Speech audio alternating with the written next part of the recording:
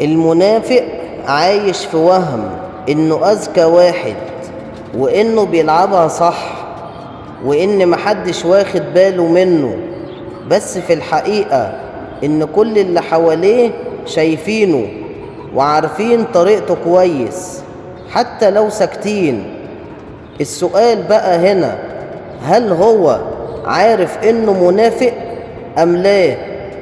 في نوع بيكون عارف ومتقبل نفسه على وضعه، ده اللي بيبرر لنفسه كل تصرفاته، وشايف ان النفاق شياكة، وانه اسلوب حياة لازم يمشي بيه علشان مصلحته تمشي. وده بقى اخطر نوع من البشر.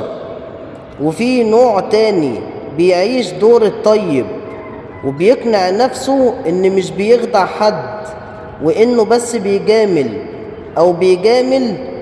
او مثلا بيحاول يمشي حاله.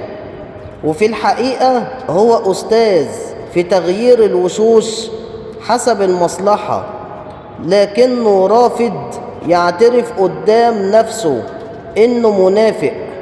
اما النوع الاخطر فهو اللي يصدق كذبة او اللي يكذب كذبة ويصدقها.